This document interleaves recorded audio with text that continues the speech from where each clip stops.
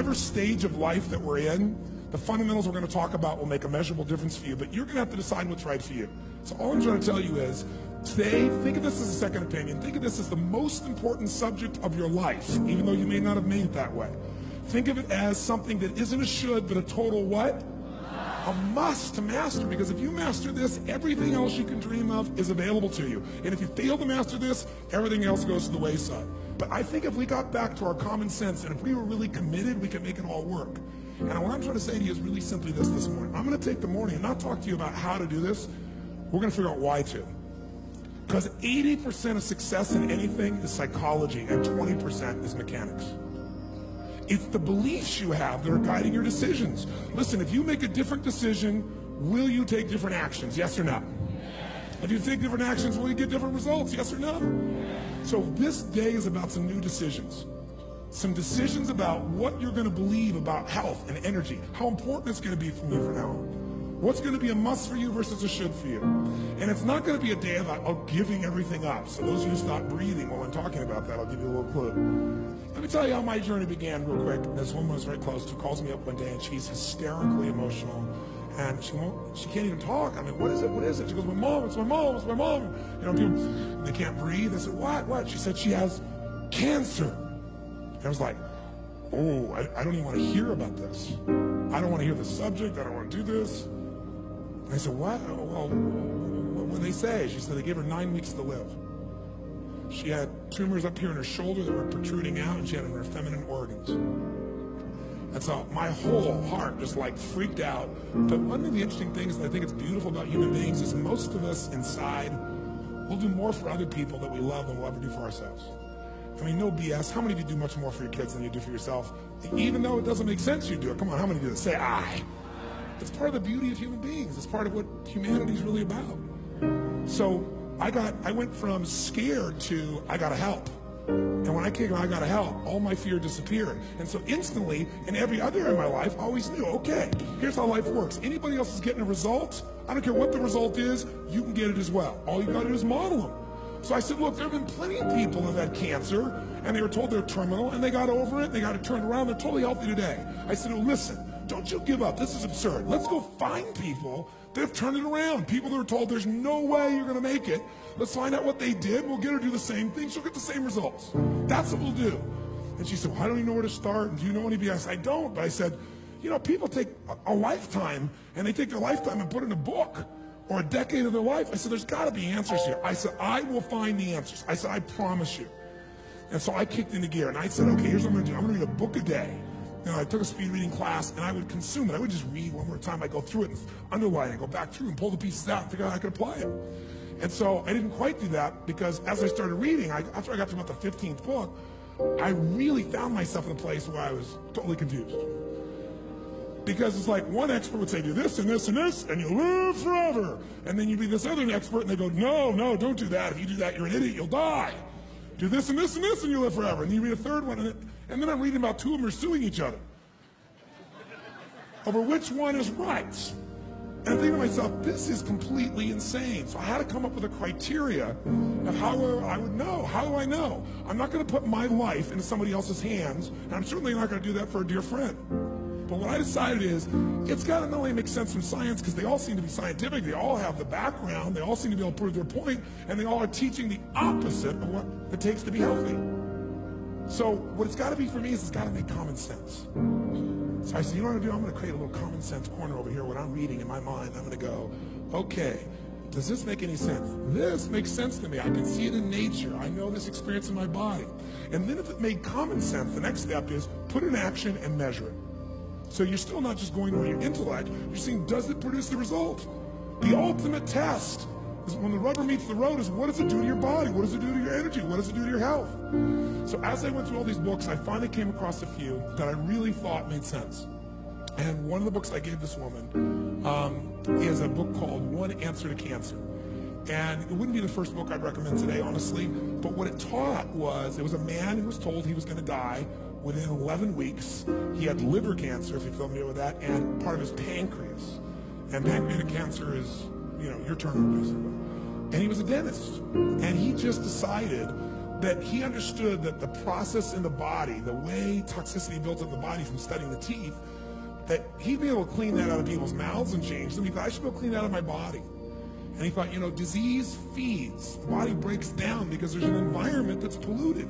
He doesn't just break down. It's not like something just strikes me. There had to be something there in my environment that did that. And he said, I'm going to purify my environment. And so he went on this cleanse, and he cleansed everything. He cleansed his colon, an area where it's not an attractive subject, but the average American's walking around with anywhere from 8 to 20 pounds of dried fecal matter that's hardened in their colon. And when they opened, remember John Wayne? When they opened him up, they had 28 pounds of hard fecal matter that was dried hard in his colon, toxicity. So he cleansed his colon. He did all kinds of very amazing things. He went on live food diets to give his body the enzymes that would need to be alive. So I took this whole thing and I went to this woman, and her name's Liz, her mom, and I said, listen, Jenny, I said, I really want, I know they're telling you that this is over, but I said, you gotta at least read this. Read this book, and what do you got to lose? This guy did it. You know, they said you're gonna die. What do you got to lose? And then I give her a second book that I do recommend still. It's called As a Man Thinketh by James Allen. It's one of my favorite little books. I hope you've read it. If you haven't, go read it. You can read it in an hour. As a Man Thinketh. Because even at that stage of my life, I realized the power of your mind, which really is your mind and emotions, because they go together. As soon as you think it, you start to feel it. And I thought, you know, as you think, so is it done unto you, right? As you think, so you become. So I thought, you know, we got to change her thinking, because if she thinks she's going to die, you know, that's like the voodoo curse. You know, your body responds to what it is that you believe, what it is you experience all the time. And so I gave her these 2 books, and then she started applying them. And it was unbelievable. She lost like 15 pounds immediately. And you could see within, I don't know, probably accurately 2 weeks, the shift where you would barely see this going here. It sunk down to something so small you could barely do it. So the doctor then comes to her and says, well, I don't understand what's going on. We ought to do exploratory surgery. And she comes to me and asks me what she should do. And I'm a 19-year-old kid. And I go, oh, great.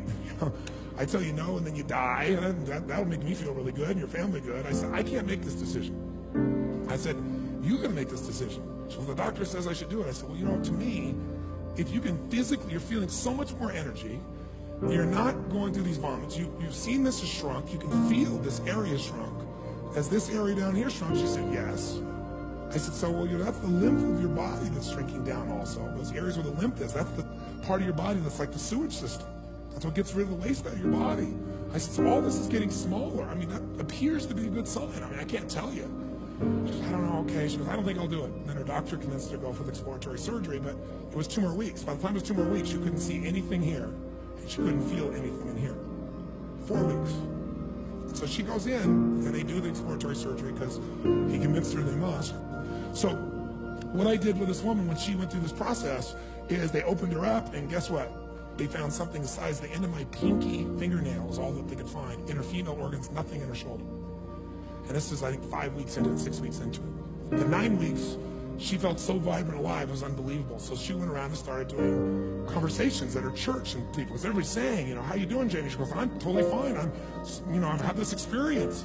And she went to her doctor, and the doctor couldn't explain. He said it was a spontaneous remission. She said, well, let me tell you what I did. He goes, it's a spontaneous remission. It doesn't matter what you did. Right? And he was very intense. She goes, no, I prayed, and I've done this with my mind, I've done this with my body, and I've done this thing here. And he wasn't hearing it. So she would go around to her church and she'd talk about all the things that she did. And Jenny's still alive today. She's a dear friend of mine. She's a family member. And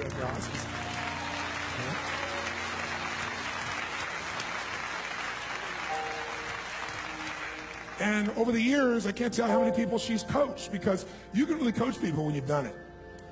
You can know stuff and you can't coach. You can talk about it, but you can't coach someone to results because you've never been there. You can't take somebody place you've not been.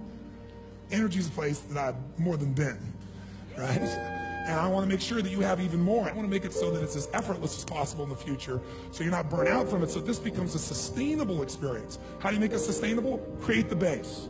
How do you make it sustainable? Challenge it. Once you got a base, you challenge and grow.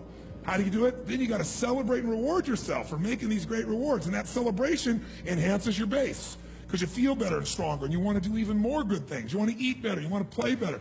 I mean, when you start working out and you start to get into it, you love it. You love it. And then your base gets even stronger, so you can take on a bigger challenge in life. And sure enough, you reward yourself and celebrate some more. And it becomes how the rich get richer, how the happy get happier.